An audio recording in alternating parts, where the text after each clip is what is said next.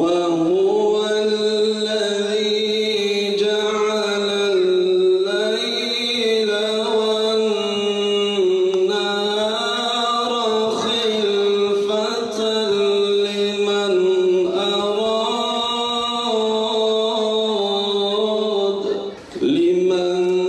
أن يذكر أو أراد شكورا. Resulullah sallallahu aleyhi ve sellem bir gün hutbe okurlarken, hutbe irad ederlerken minberde bakar ki caminin girişinde Hazreti Hüseyin Efendimiz kırmızı çizgili elbiseleriyle böyle zor yürüyor, badi yürüyor, Efendimiz'e doğru geliyor. Bir dede olan, aynı zamanda hem baba olan Peygamberimiz Aleyhisselatü Vesselam hutbesini kesiyor.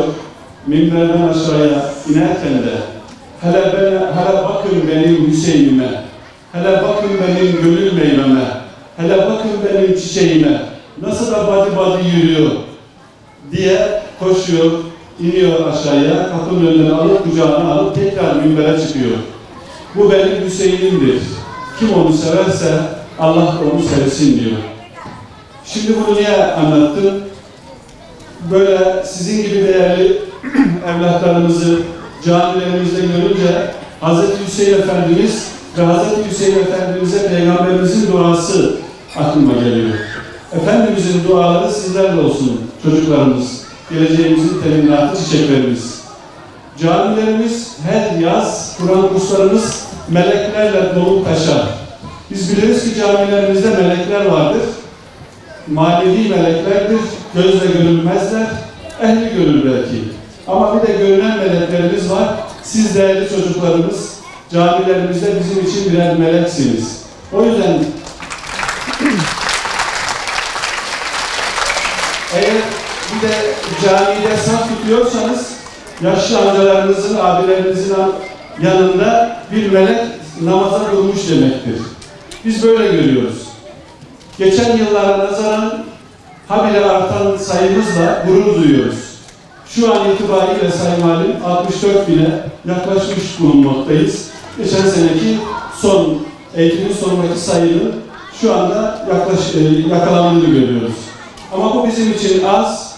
İstiyoruz ki Diyarbakır'ımızın evlerinde, camilerinde, sokaklarında, köylerinde, tarlalarında, dağlarında hep melek yüzlü, melek boylu gençler dolaşsın inşallah.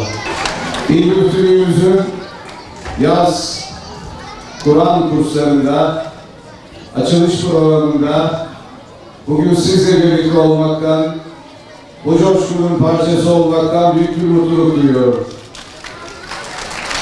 İlgilerimizde bu yıl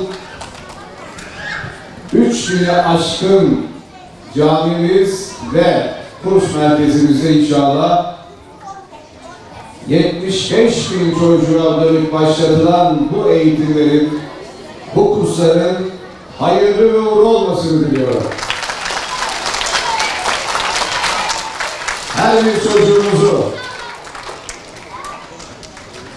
merkez alarak her yönden yetişmelerine, gelişmelerine ve bu ülkeyi, bu milleti temsil edecek, ahlaki ve manevi değerlerle teçhiz edecek bir kurs programına bugün başlamış bulunuyoruz. Her yanıyla yönüyle sizlerin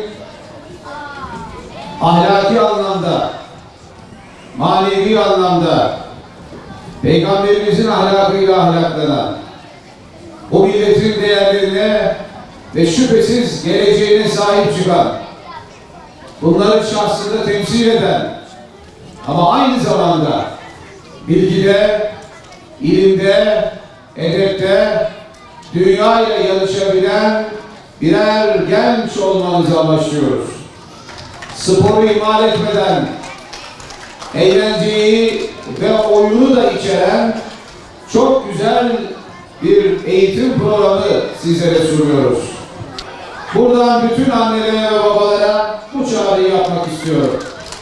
Hem çocuklarınızın geleceği için hem de bütün bu değerleri şahsında buluşturan bir güzel gelecek için Kur'an kurslarımıza çocuklarımızı buluşturalım. Kompozisyon dalında Kocaköy'den Zehra Ay, Hani ilçemizden Fatma Nazlı ve Nevşehir ilçemizden Züleyha Maydar. Onları da hızlıca sahneye alıyoruz.